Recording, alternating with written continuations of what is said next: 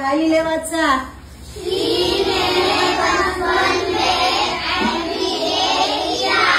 काय समजते का काय? नाही बर, नाही समजत तर मी समजवते. आपल्या भारताच्या आजूबाजूला असलेले जे देश आहेत त्या देशांची नावं या वाक्यामध्ये लपलेली आहेत.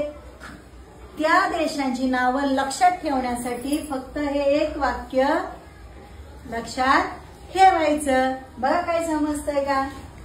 कुठले देश?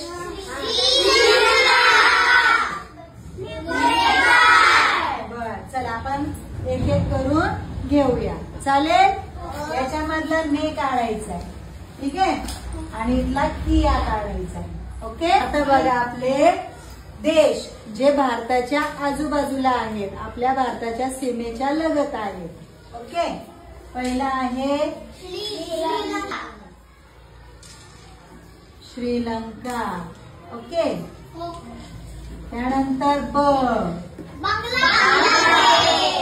बांगलादेश. Very good. त्यानंतर आहे वरून चीन. त्यानंतर वरून पाकिस्तान. Very good. येते ना तुम्हाला. त्यानंतर न वरून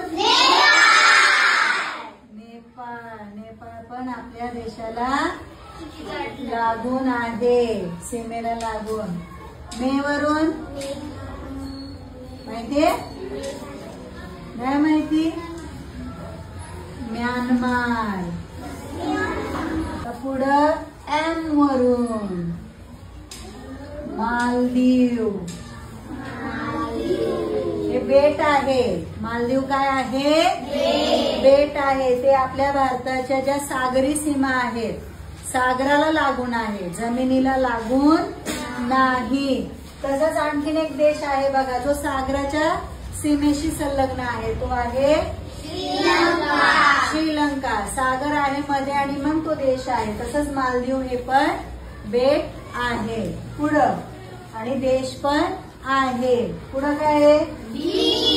डी वरून भूतान. आणि ए वरून अफगाणिस्तान. बघा येते की तुम्हाला? पण हेच ते देश लक्षात ठेवण्यासाठी आपल्याला हे वाक्य लक्षात ठेवायचं आहे.